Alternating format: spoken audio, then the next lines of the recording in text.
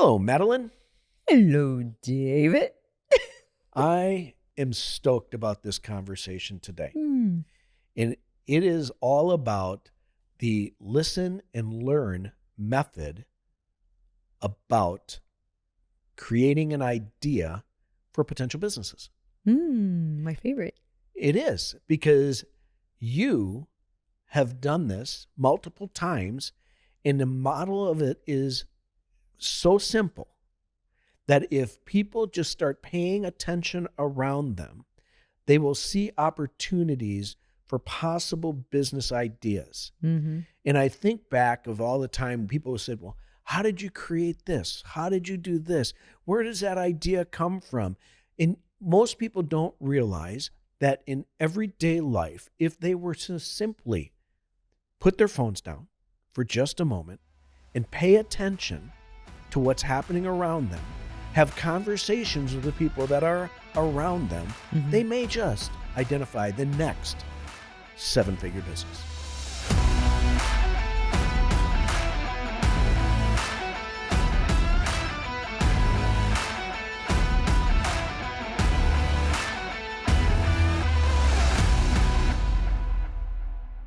So you have done this, as I said, so many times. It's crazy. And sometimes we don't move forward with them because they don't get past a few other parts of the process. But the ideation process, before we even started BNN, we didn't even really have an idea about BNN.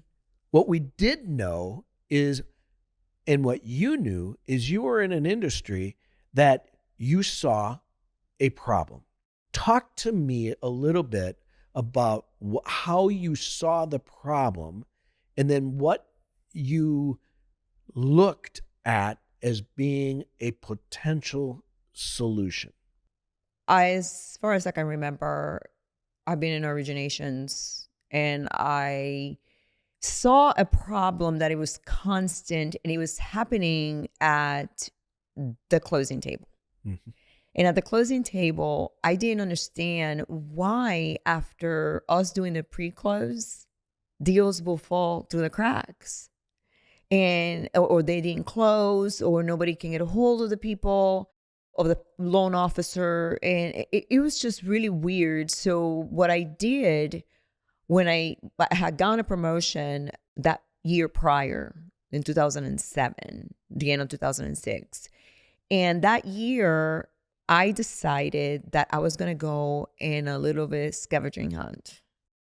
And what I did, I got my license as a signing agent, and I started to moonlight and experience what was happening at the closing table and who was the culprit of the deals falling through the cracks. And so I did that for a year, and it was really fascinating to understand the process that created the transaction, right? Because I knew it up to a point, and mobile closing service was something that was brand new. It really started in 2003. So it was like a 5-year-old kind of industry. So when I did that, I discovered that the pre-closing wasn't being done correctly. The customer wasn't being communicated effectively because everybody was jamming at the end of the month all of their files without really having a conversation. So again, communication, right? So, and then I also discovered that one of the bigger problem was, besides the loan officer not doing their part, the signing agent had some boundaries that they couldn't cross, but yet they did not know how to get around that. And, you know, me that I have been doing it for so long and have been able to originate from the beginning and understand the transaction, I was able to start seeing the holes in the process to be able to fix or deliver a better product. So not that it wasn't supposed to take over my life, but it did, right? But when it did, I had already had a year of the ideation validation process. Now, this is not something that everybody can do, right? Have a year, because I just never did it for that purpose, but it turned out to be the purpose. Yeah. So what I'm hearing when we were going through that is the first thing you did is you identified a problem. Hmm. And then I know this because I was also in the same industry. You asked me, are you experiencing this issue? Hmm. And then you asked other people around you that were in the industry that we were in, are you experiencing this happening? And then you got yeses. And then you saw, oh, then you did some investigative work, Hmm. right? And then you found us a solution. And the thing that is interesting is when you go through identifying a problem and a potential solution, it's that you have to confirm that it's not one-off problems, right? Hmm. And I think that that's one of the most important things is this was something that was happening in your business that you saw as a problem. Correct. Now I want to take you to another example that I know you did, Hmm. and that was in an industry we weren't in, Hmm. is when we and you decided you were seeing a problem in the fitness industry, specifically for women. So, Yes. on this one, I'd like you to talk to me about how did you identify the problem? How did you confirm that the problem was truly an existing problem? And then what did you do as you started creating what, before we even thought about opening a fitness studio, how did you create the solution in your mind that we could then take to the next step and have conversations of, is it viable? Yeah. So on that one was interesting because that I became a fitness enthusiast and I started to visit different types of facilities in which I started to really notice a trend of women feeling uncomfortable, not welcome into certain areas. They even, it was either a comparison of from a Pilates standpoint, I'm a little bit overweight and that person wasn't, it didn't feel like she was welcome. And I have the gift that I walk into places and I'm very observant and my awareness, the ability of my awareness to be high, it's incredible. So I observe, I see interactions and unspoken interactions too, that says a lot. They say a lot. So I remember I don't know what got into me. And I said, I think that women will benefit from having a place that they can come in and let their hair down, regardless of how they look or what they're feeling at that moment. Mhm. And so I started to research and there was nothing out there. And I wanted to do something different. I wanted to make it around boxing. Because it wasn't something that was popular at the time, and I was bringing it to market. Second, it allowed women to let their frustrations out in a safe environment. So that's how that idea came about. And I remember asking women what that would be something that they would be interested in having, and the response was really good. And so I found one company, as you know, it was a franchise out of Arizona, and that company was exactly what I wanted, but then unfortunately it just didn't work out, and we created our own. We created it from scratch, and that's how I was able to find our second niche product. That it was very niche. It was women. It was very private. It was a very high level boutique studio. I think I was the second to market when it came to boutique studios. And so that was a great experience. That was my passion project, actually. Yeah, and that project was built on a whole nother level of something that you ultimately wanted to deliver as well. And we can get into that backstory on another episode because it's a Mm. great one.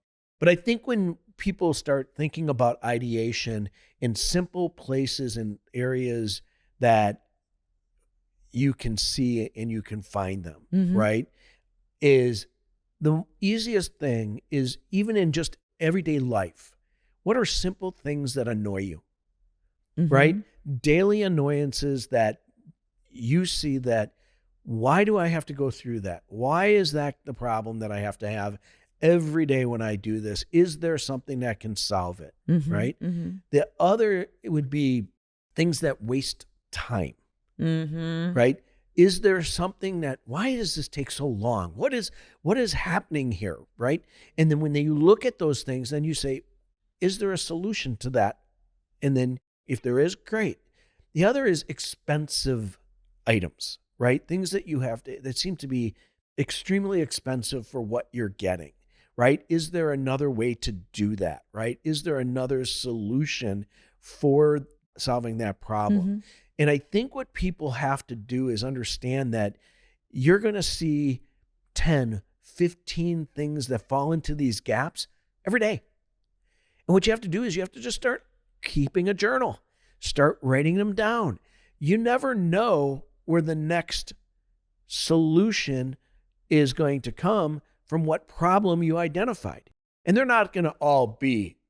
Well, you never know where the next $1 million idea is going to come from. And you don't know necessarily if everything that you see as a problem is going to be that 7-figure business, but it may be a side hustle, right? Seven-figure side hustle? No, it may be, instead of a 7-figure business, it may just be a simple side hustle that you make a few extra dollars on.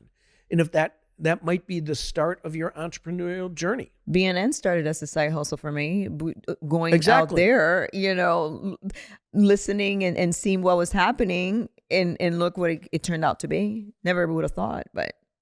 Yeah, and I think that, people underestimate the art of just conversations. When you're out to dinner or out to lunch or meeting with some friends, I imagine in that conversation, on average, 3 or 4 problems are being discussed. The question is anybody actually listening?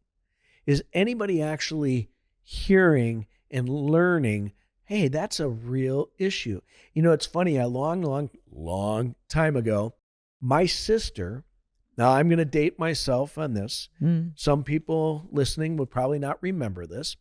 But when printers used to be the rolls, right? And they had that little piece of the perforated hole things that push the paper in. Well, if you remember way back when. I wasn't born then. I don't know what you're I wasn't suggesting. Oh, okay. I was talking to the people that might be listening. Oh, okay. But if you knew anything about that, Madeline, or if you ever heard it and read it in your history book, when the paper would be done printing that one, you would lose a page of paper because it would have to get to reset to perfect, right? And my sister actually saw this problem and identified how to actually get it to not do that. Oh. Yeah. And so, well, unfortunately, so did the manufacturer before she got there. But my point being, there's always a problem to be solved. She solved a problem, right? Yeah. And so it's in everyday life, right? For example, I'm going to use one that is my biggest pet peeve. I don't have a solution for it right now, but it is my Sony podcast cameras that can only record for 29 minutes. Do you remember? Yes, I do. Yes. That's why our solution was we bought a better camera. But I guess there's another company that won't be sponsoring our podcast. But it was the most frustrating thing for me because, there were good cameras. I had the setup and everything else. And, I had to always remember, hey, when these suckers get to a certain point, they're going to shut off. I found out why they do that now, but it's still not something that is just readily fixable. But my point being is that's a problem that needs to be solved, right? I am not a technology person and I don't build cameras, but boy, somebody should fix that because a lot of people bought those cameras and this is a problem they have. And if you talk to other people that do podcasts, we got to hold it to just this amount. So in just those conversations, you can find simple problems that You may not be the person that can create that solution. Doesn't mean you can't identify an opportunity and then go to a company and say, listen, this is a real problem, right? Mm-hmm. Now you're helping another company and that's great. But a lot of times people don't even know. And I remember the simplest thing in the group that we were mentoring at the high school. They came up with an idea. And do you remember the reason why? Yes. What was it? Because her chopstick melted Her in the chapstick car. melted in the car, right? But she saw that as a So problem, Yeah. and then she said, "Wow!" And they started the process of building a kind of a portable little AC unit that could work in the car based on solar power, Mm-hmm. which was brilliant. Yes, it was. And everybody sees problems, they experience them, and they just have to then say, what could have fixed this? Yeah, and it's funny because also there's so many industries out there that are fragmented. That's an opportunity for you to create something that can create a one-stop shop. There's tons of things out there. Awareness is your best friend. Paying attention, having conversations, understanding, this is why it's so important. But then when you do intentionally go out and have lunch, that you have lunch with people that can offer rich conversations, because they're going to give you nuggets and they're going to give you ideas that you're going to walk away saying, you know what, that's a good idea. I can run with that. Yeah. That's a problem.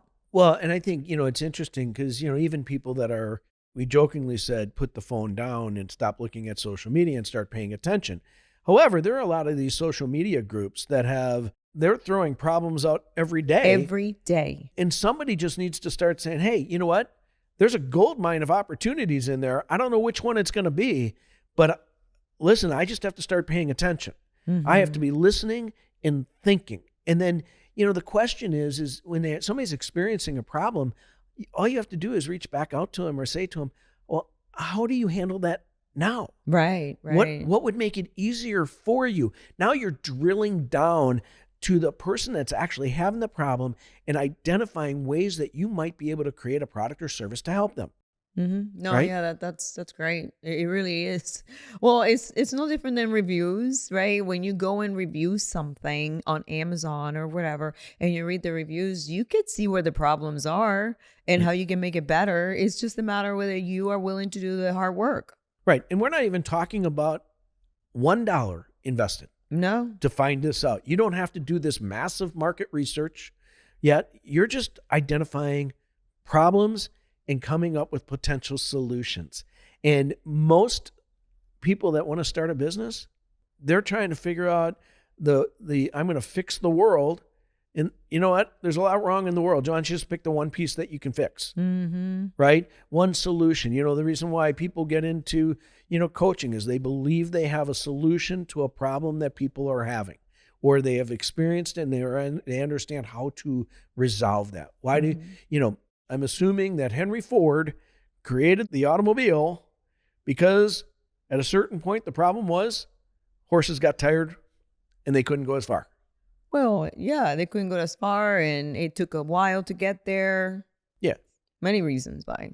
So what is one or two things that you would tell people that are aspiring or looking at even an existing business, looking to add an additional revenue stream, how they can start solving and seeing problems? Become aware of your surroundings. It's number one. Do go out there and visit some places. You will find that there's a lot of problems that can be solved. And you know what? Invite people to really good, rich conversations. You learn a lot, and there's just a lot of nuggets that you can come out with. I love that because it's simple, It is. right? Entrepreneurship isn't always complex. No, Now, building the product, that might be complex. that could be complex. But the ideation process is not a complex process. Very simple. So with that, guys, I hope that you have taken a little bit from this and it can be useful for you for identifying some problems and potential solutions. Write them down, keep a journal, go back to them. Ultimately, you'll see a pattern. And when you do, you might just have your next 7-figure business. Until next time, we'll see you soon. Let's get to work.